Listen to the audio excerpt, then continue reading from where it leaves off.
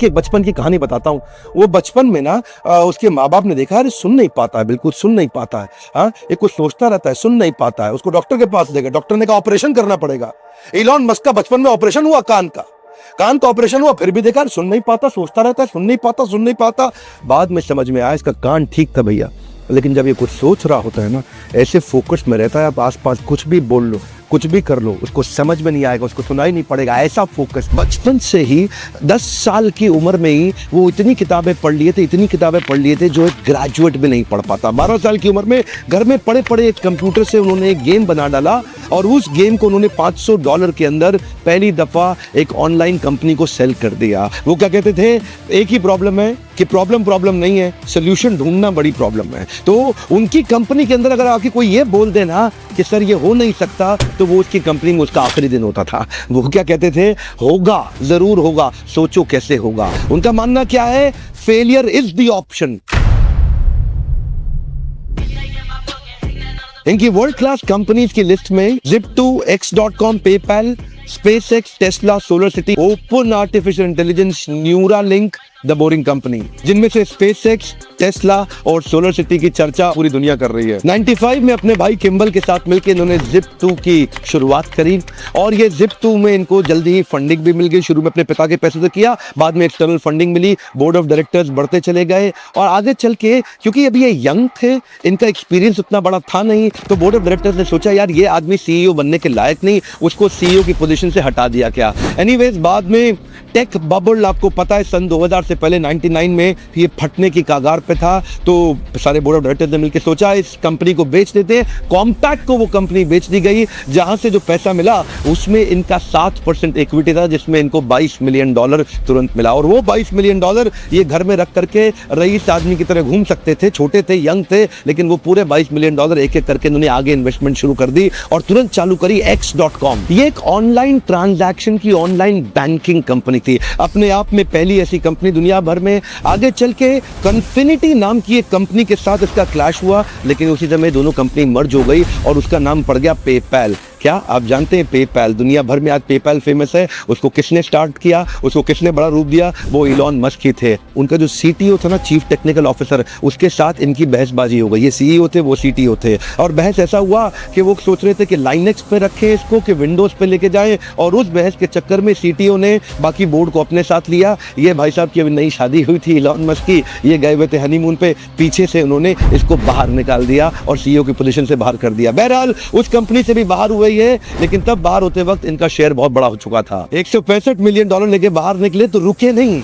अब क्या सोचे, मुझे लगता है कि मंगल ग्रह पे जीवन होना चाहिए।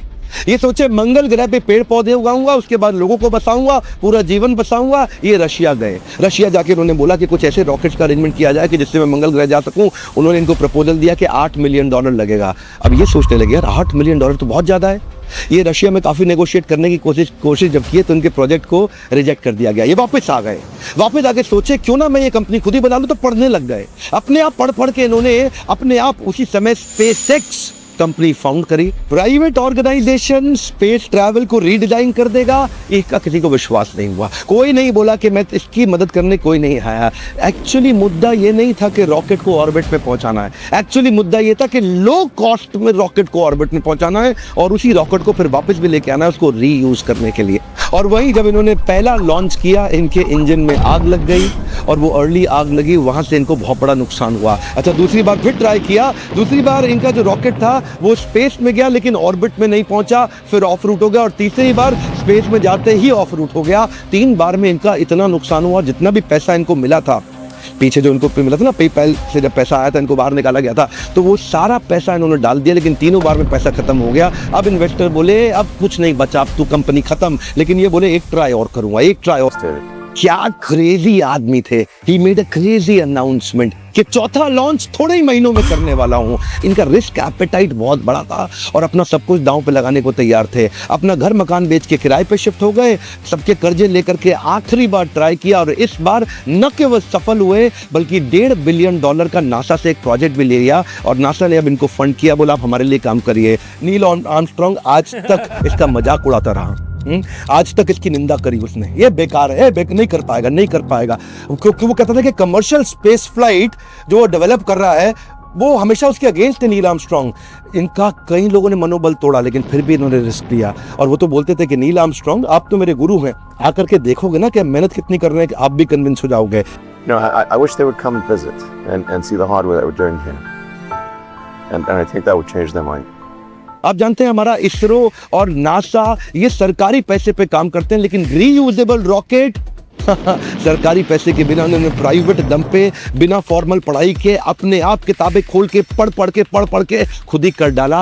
अभी चल ही रहा था, ये टेस्ला मोटर में भी पैसा डाल दिया। ये टेस्ला मोटर में पैसा इन्वेस्ट किए, उनकी कंपनी में घुस गए और पूरी तरह इन्वॉल्व हो गए। जल्दी ही इनको कंपनी का सीईओ भी घोषित कर दिया गया और इन्होंने टेस्ला को लेकर के इलेक्ट्रिक व्हीकल बनाने के विजन को तैयार किया। जो पहली गाड़ी बनी वो अपनी कॉस्ट से डबल कॉस्ट पे चली गई। $1,09,000 की एक गाड़ी बनी। एक्चुअली ये सोच रहे थे शुरू में कि $50,000 में बन जाएगी, लेकिन जब बनाने लगे तो उसकी कॉस्ट डबल हो गई। गाड़ी बिकी नहीं, बिकने में बहुत दिक्कत आई। दूसरी बार कॉस्ट थोड़ी कम हुई, लेकिन तीसरे अटेम्प्ट में एक्चुअल रीजनेबल कॉस्ट आ गई, जिससे इनकी बिक्री बहुत तेज हुई। इलॉन मस्क अपने आप में केस स्टडी है, art of Fehling successfully. Come on, क्या आर्ट ऑफ फेलिंग सक्सेसफुली। दुनिया के 50 सबसे पैसे वाले अरबपतियों में इनका नाम आता है। दुनिया भर में इनका इन्फ्लुएंस इतना बड़ा हो गया, भारत भी आ रहे हैं इलेक्ट्रिक गाड़ियों को लेकर। और आप तो जानते भी हैं आज हमारे देश में पेट्रोल डीजल गाड़ियां हटाने की पूरी तैयारी की जा रही है इलेक्ट्रिक व्हीकल्स लाने के लिए। वीडियो देखने के बाद आपको क्या लगता है, ट्रंप ने सही किया या गलत?